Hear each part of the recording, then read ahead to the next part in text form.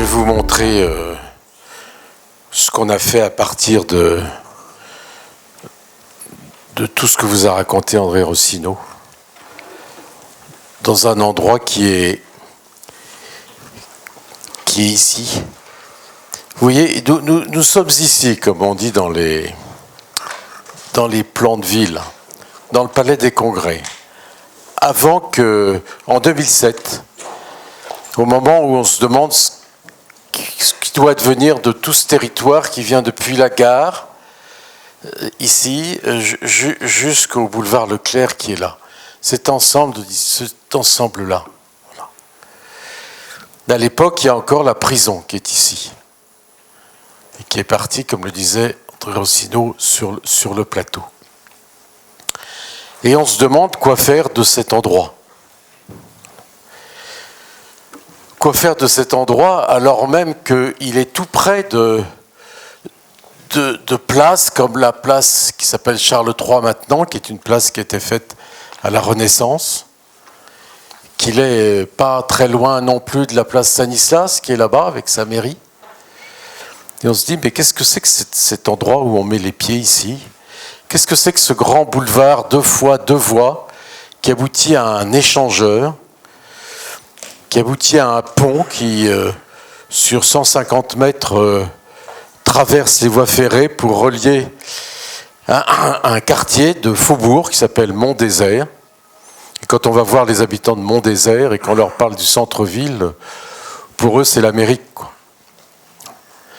On se dit, qu'est-ce que c'est que cet endroit? Et donc, vous voyez, il est ici. Et on commence à regarder sur des cartes ce que ça signifie. Il est au bord d'une ville avec des rues tracées au cordeau, qui jouxte une autre ville plutôt médiévale, et qui jouxte des grands espaces publics, le parc de la Pépinière ou le cours Léopold. Et cet endroit qui est resté vide, on le voit ici. En fait, on s'aperçoit que c'est un endroit qui était occupé autrefois par des installations ferroviaires. C'est une friche ferroviaire. Ces installations ferroviaires, d'ailleurs, qui rentraient sur un périmètre curieux qui est ici. Et alors on se demande ce que c'était que cet endroit-là, et on se rend compte que cette ville dont on voit les rues tracées au cordeau, la ville médiévale, le parc de la Pépinière, le cours Léopold, au début du siècle a été enserrée d'une part par le canal des Rives de Meurthe, ici et les voies ferrées. Et ce sont ces voies ferrées qui petit à petit ont étendu leurs installations industrielles sur l'ensemble de ce territoire. Et on remonte encore le temps et on remonte avant les voies ferrées et avant le canal. Et on commence à discerner parfaitement différentes parties de la ville. La ville aux allures médiévales, la ville aux rues tracées au cordeau, et puis la ville classique qu'on reconnaît ici à la place Stanislas. Et on s'aperçoit que le tracé du territoire qu'occupaient les voies ferrées, c'est le tracé de l'ancien étang Saint-Jean, au bord duquel est mort Charles le Téméraire, comme vous le savez tous. Et on continue à remonter dans le temps, et on arrive à ce plan de 1611, dit plan de la Ruelle, à Nancy, qui est un plan qui nous révèle exactement où nous mettons les pieds, puisque on y reconnaît la ville médiévale ici, et on y reconnaît cette ville au tracé de rue en cordeau, qui est la ville tracée par Geronimo. C'est en général un nom d'Indien, mais là c'est un nom d'urbaniste italien qui en 1596 a été appelé pour constituer ce qu'on appelait à l'époque la ville neuve et qui a gardé son nom. Et donc nous sommes en limite de la ville neuve, et sur ce plan, on voit des remparts qui ont profondément agacé Louis XIV, qui les a fait raser. Et donc le chemin de fer est passé ici et s'est installé sur les anciennes ruines des remparts. Et donc on comprend mieux où on met les pieds. Et donc voilà, je ne sais pas si on voit bien là. Je vais prendre une autre photo. Celle-là, vous voilà, celle-là est bien. Donc on voit sur ce plan qui représente l'état dans lequel on a trouvé le dispositif, le territoire dont nous parlons avec sa prison, et puis la ville de Geronimo Cittoni, ici avec ses rues tracées au cardo qui sont une des grandes caractéristiques de Nancy, vous allez vous balader, et qui montrent d'ailleurs dans leur perspective toujours un bout de forêt, puisque Nancy est entourée de collines boisées. On voit aussi la ville médiévale, la ville de Stanislas du XVIIIe, et puis la façon dont la ville a grandi vers le nord en prolongeant les rues de Hieronimo. Et on se dit que cette trame de ville qu'avait mise en place Hieronimo, finalement, a encaissé tous les développements de la ville. Et on se dit, à cet endroit-là, on ne sait pas encore très bien ce qui va se passer, puisque on voulait que ce quartier soit un quartier de ville complètement mélangé, avec des habitations, des lieux de travail, des commerces, des équipements, etc. Et on se dit donc que sur ce territoire-là, qui a été déjà très meurtri sur sa frange par une opération de destruction, reconstruction dans les années 60, ici, qu'on voit bien. On se dit qu'aux abords de cette ville historique et de cette terrible opération, on va prolonger simplement les rues de la ville neuve pour accueillir tous les programmes divers que notre siècle va inventer. Pour inventer ce programme, d'ailleurs, on va mettre en place une démarche collaborative avec des habitants du quartier qui s'appelle la Fabrique de la Ville, qui va être animée par un laboratoire de l'Université de Lorraine et qui va petit à petit nourrir cette trame. Et donc, voilà, les tracés viennent jusqu'au lit de la voie ferrée, comme un fleuve, au lit de la voie ferrée, dans lequel on veut contenir les installations ferroviaires. Donc cette trame-là va nous servir à organiser l'ensemble du dispositif. On voit notamment que la prison étant partie, cette grande rue, la rue Charles III, va venir se rejoindre la rue ici, dite Poirel prolongée, qui maintenant s'appelle Edmond de Charleroux, au milieu du pont. Et la ville va se construire sur les anciennes infrastructures. Ces tracés vont d'ailleurs nous permettre de compléter la collection de places de Nancy. Vous savez que Nancy a une collection de places, comme rarement des villes en ont dans le monde. Et les premières esquisses montrent comment des places vont pouvoir se mettre se mettre en place, c'est le cas de le dire, voilà, dans le dispositif. Alors pour faire ça, il faut un petit peu de courage, puisque l'endroit que nous choisissons de construire est occupé, vous voyez, par toutes ces voies bleues là, elles pourraient se continuer ici, par cet échangeur incroyable qui a été construit dans les années 60. Et on explique aux gens, dans des grandes réunions publiques d'ailleurs, que tout ça va disparaître au bénéfice de rues et de places. Voilà. Hein ? Ils adorent. Ils adorent, ils ne comprennent pas très bien, mais ils adorent. Ils ne comprennent pas très bien parce que ces tracés ont été faits complètement indépendamment de toutes les directions historiques de la ville, que ce boulevard est devenu une espèce de lieu de transit entre cet échangeur et puis le quartier de la gare qu'il contribue à engorger. Mais on entreprend donc de démolir des infrastructures, ce qui est assez rare quand on fait un nouveau quartier. Souvent, on se glisse entre deux bâtiments. Là, il faut repenser les infrastructures. Voilà.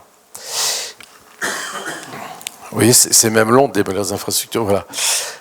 Et donc, ceci est un dessin de l'état actuel des études sur le quartier qui est ici, qu'on voit bien.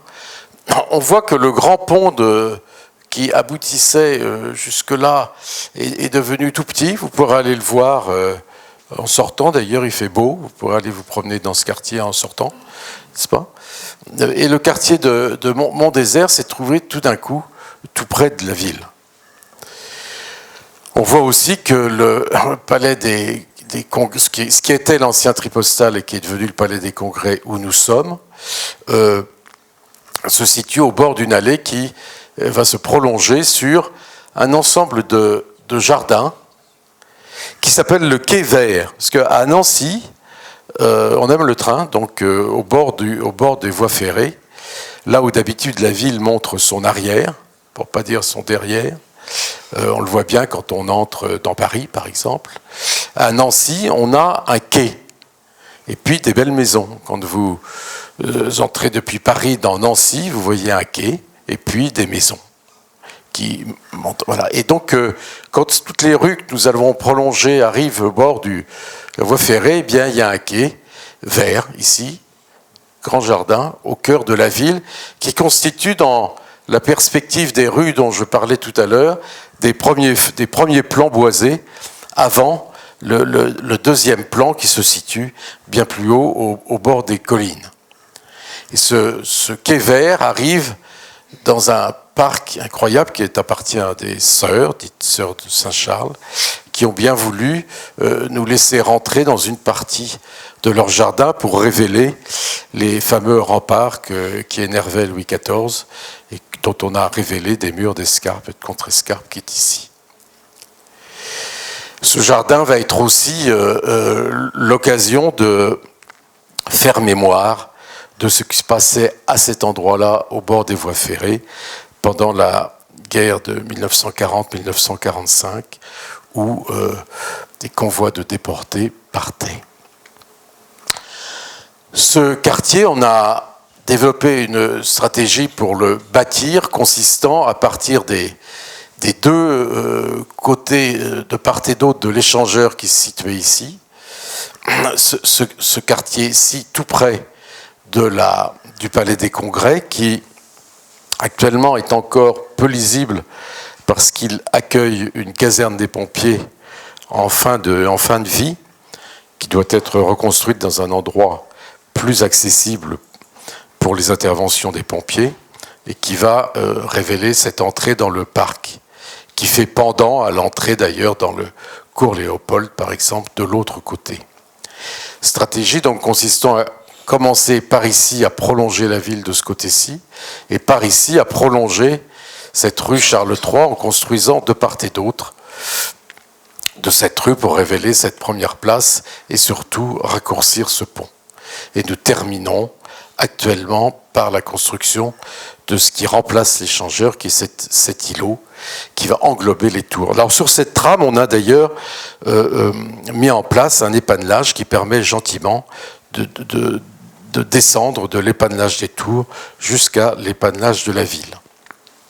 Près du parc des Sœurs, on a eu une démarche nouvelle où avec 4 architectes, 3 de Nancy, Rolf Matt, Collin, Mijola Monjaret, et architectonique de Lyon, conçu, avant même que les promoteurs arrivent, tout un quartier sur la thématique de la prolongation du parc des Sœurs jusqu'aux voies ferrées.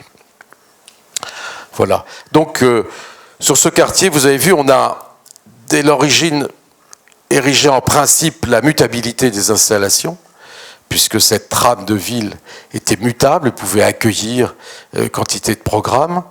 On a également travaillé, et c'est pour ça que c'est un écoquartier, sur le sujet de la mobilité, puisque on est au centre de tous les transports de la métropole, les TER, les 3 lignes de tram qu'on a pu, d'ailleurs, de transport en commun en site propre, dont celle qui a été tracée à travers le nouveau quartier et qui est arrivée avant les constructions, ce qui est plutôt bien, plus l'ensemble des lignes de bus qui desservent la métropole. Voilà. Petit à petit, les plans de circulation évoluent pour arriver à apaiser la circulation automobile dans le dispositif au fur et à mesure de la construction de parkings qui permettent de laisser sa voiture à cet endroit-là. Mixité dont je parlais tout à l'heure, logement, bureau, équipement s'entremêlent pour continuer la ville historique. Et le quai vert rayonne à l'intérieur du dispositif. Donc mixité, mutabilité, mobilité et nature étaient nos 4 thèmes. Alors sur la façon de construire ce quartier, et sur ce qu'on allait raconter aux architectes, et Silvio Daccia est là parce qu'il a fait le premier immeuble, l'immeuble témoin du quartier, qui montrait que ce qu'on disait était possible. On est évidemment reparti de l'architecture de la ville que l'on prolonge, la ville neuve, une architecture minérale. Donc les immeubles doivent être taillés dans le minéral, ce qui n'est pas forcément la mode, peut-être un peu aujourd'hui, mais sûrement pas il y a 10 ans, voilà, et percés de fenêtres, proportion verticale, et placées les unes au-dessus des autres. Ce qui est apparu il y a 10 ans comme une innovation épouvantable. Comment faire un immeuble avec des fenêtres les unes au-dessus des autres?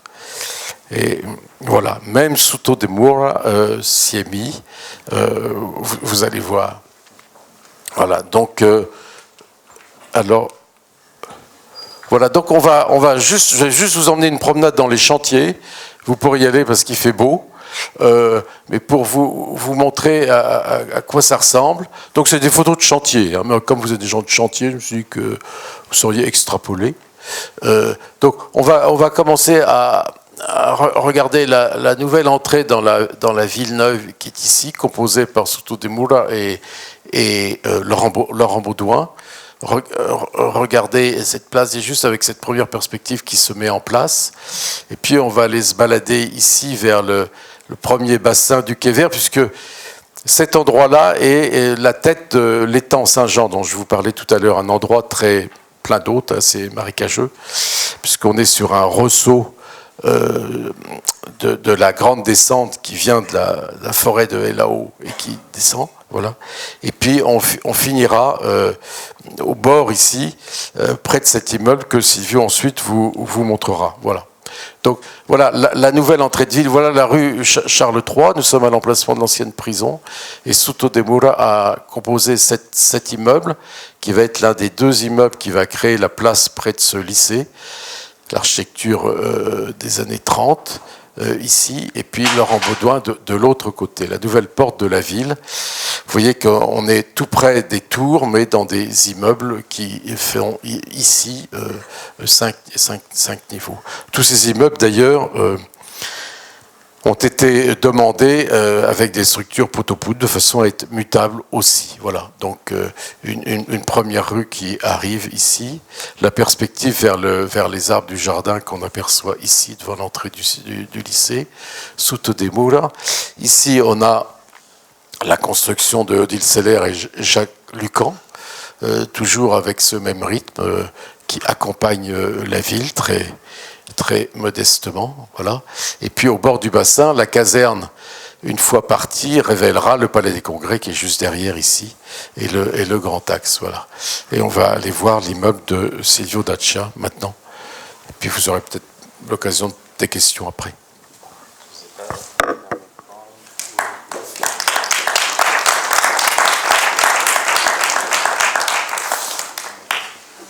Je veux juste savoir. Le PowerPoint, où il en est? Est-ce que quelqu'un peut aider Quelqu'un? Bonjour. Le PowerPoint a été mis dedans, mais je ne sais pas où c'est.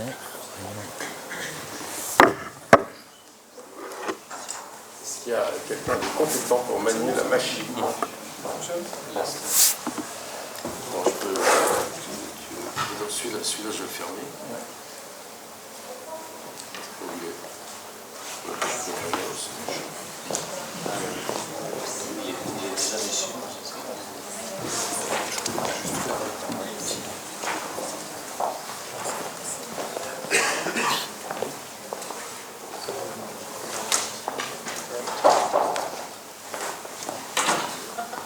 Non, ça c'est déjà mon route.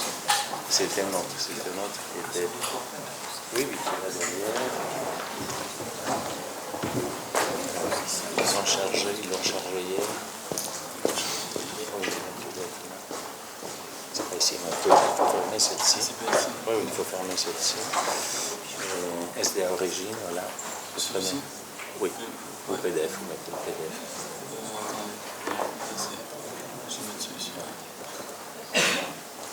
Vous mettez là. Parfait.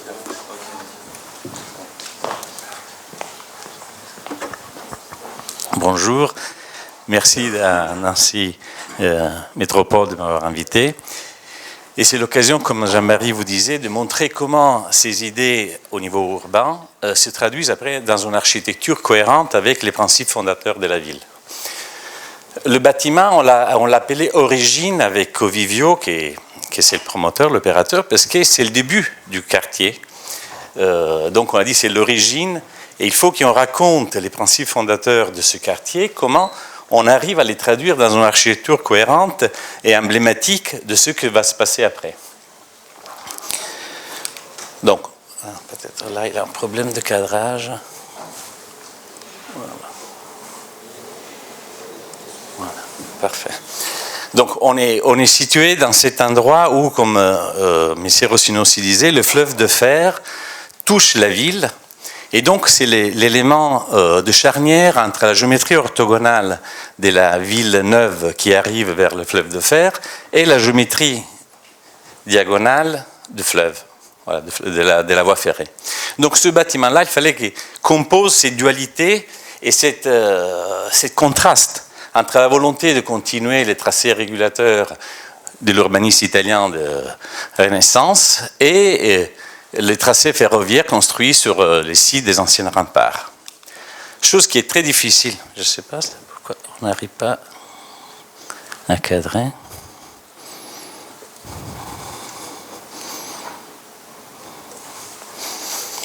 Voilà. Donc on est ici, dans cette articulation, et la solution architecturale devait régler ce problème, cette dualité entre deux tracés différents, de géométrie différente. Bon, je ne sais pas là s'il y a quelqu'un qui peut nous aider. Pardon, là il y a un problème de cadrage.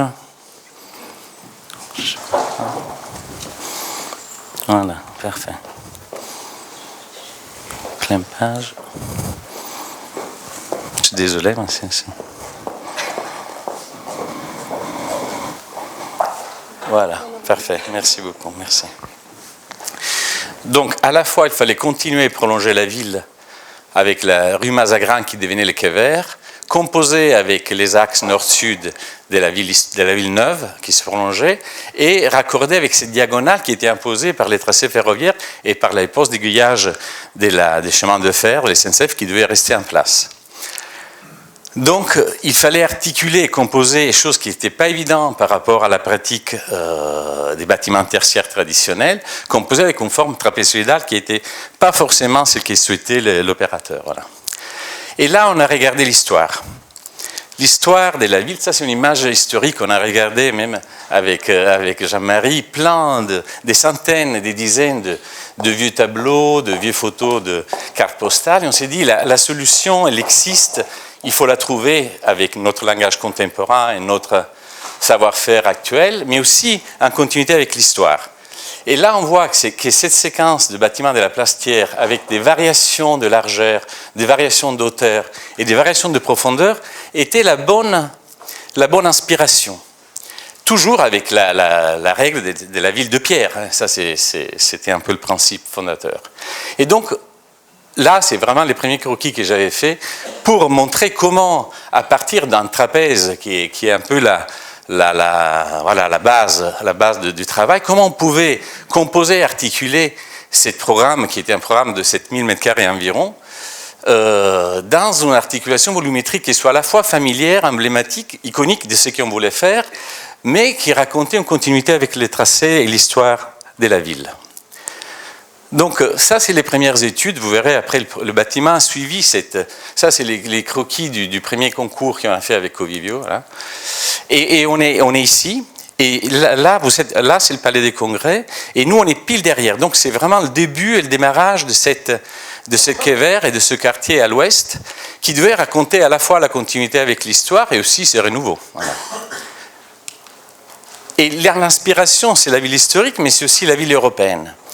Ça, c'est deux tableaux qui, je pense, assez fondateurs de notre culture européenne de l'urbanité. C'est les tableaux, les villes imaginaires de Chirico. Et souvent, aujourd'hui, les architectes s'inspirent de la production globale.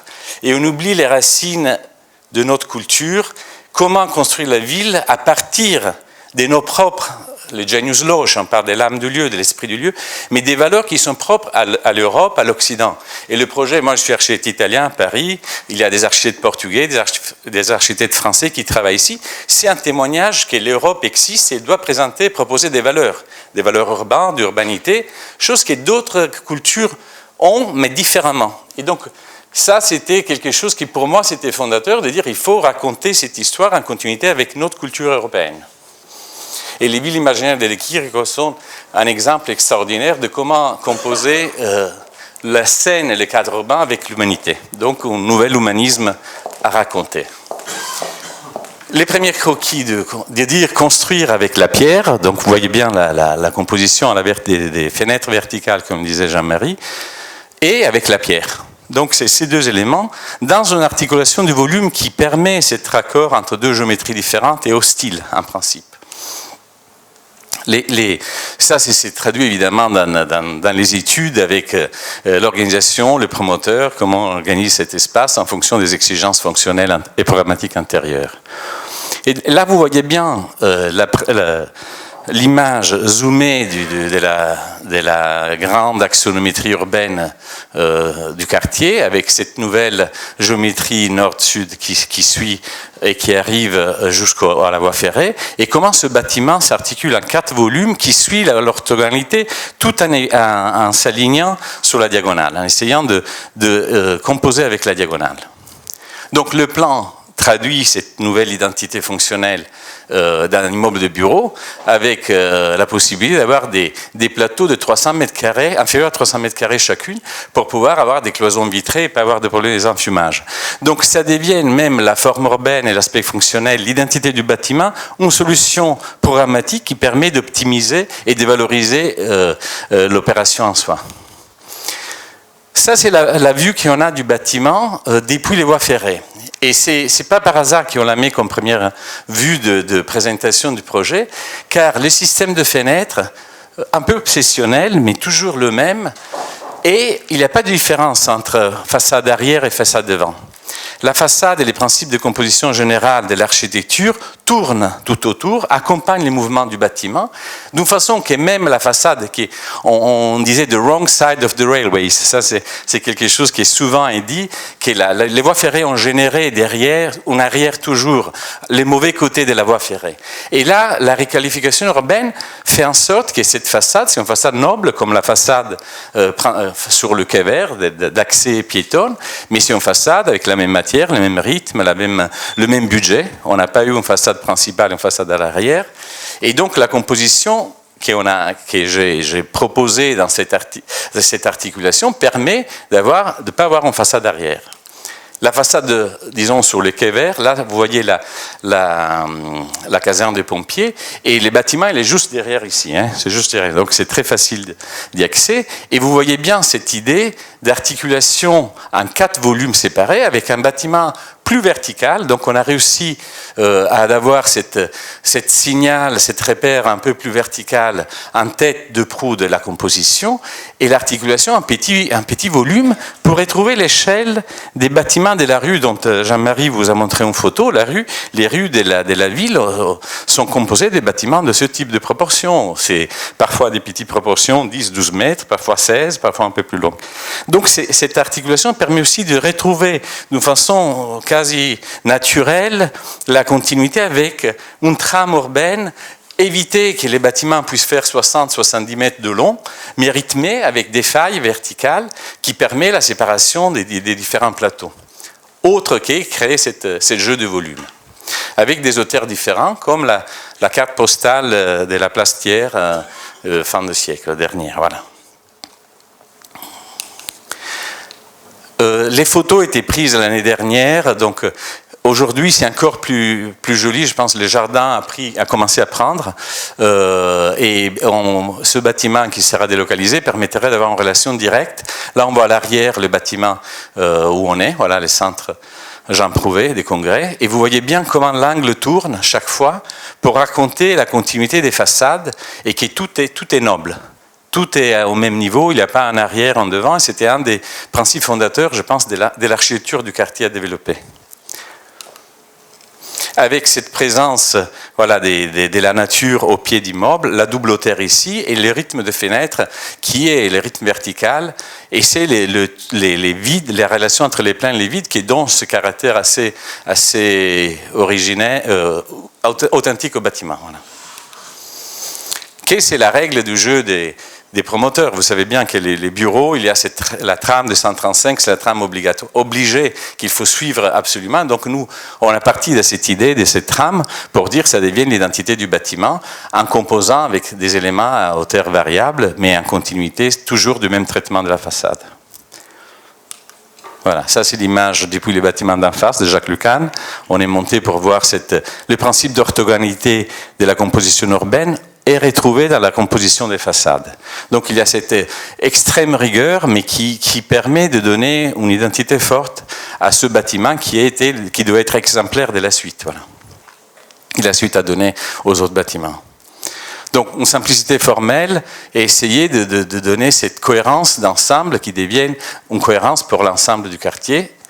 En sculptant un bâtiment de pierre, c'est un bâtiment de pierre d'Astrude, c'est une pierre de Bourgogne, donc pas très loin. On n'a pas réussi à trouver une pierre similaire à ici, mais c'est une pierre qui n'est pas très loin, les caves sont pas très loin, et le bâtiment a été construit avec des pierres de 7 sur la première tranche, de 7 cm d'épaisseur, et après de 3 cm d'épaisseur sur le reste. À joint fermé, sauf entre étages, donc il y a cette idée de monolithe en pierre qui était dans le cahier des charges de l'urbaniste, assez clair, donc il fallait créer des monolithes minérales, voilà, avec une image minérale. Et la nuit, le jeu de plein de vide s'inverse et on voit apparaître cet amusant damier d'éclairage dans la ville avec une articulation assez surprenante.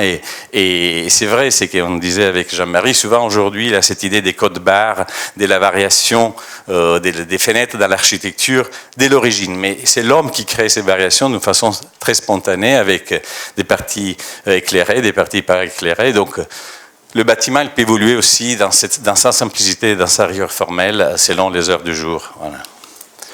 Ça, c'est l'image où les bâtiments se reflètent sur le quai, sur les quais verts, les bassins du quai vert. L'entrée, donc, ces grandes portes, l'idée de retrouver les thèmes un peu classiques des grandes portes avec une double hauteur, un hall à double hauteur, où la pierre se retourne à l'intérieur du bâtiment et au sol pour accueillir les utilisateurs. C'est le siège d'EDF, donc ça c'est Lorraine. Merci de votre attention.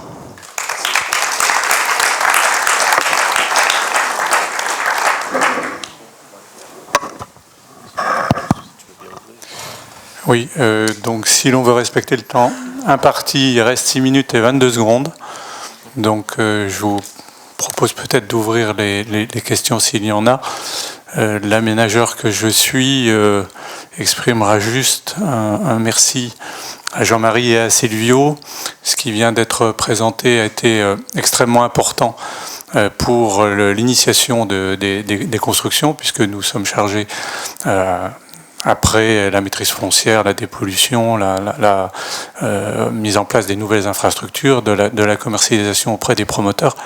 Et c'est infiniment plus facile de le faire quand on a une première réalisation qui est tout à fait exemplaire de la volonté que l'on a et du niveau d'exigence. Donc cette première construction sur Nancy Grand Cœur a été complètement déterminante pour la suite et nous a permis d'être sur une belle ambition dès le départ et de manière graduelle avec des promoteurs qui sont des partenaires, d'aller de plus en plus loin sur le volet architectural qui est tenu, mais aussi sur des exigences constructives et environnementales.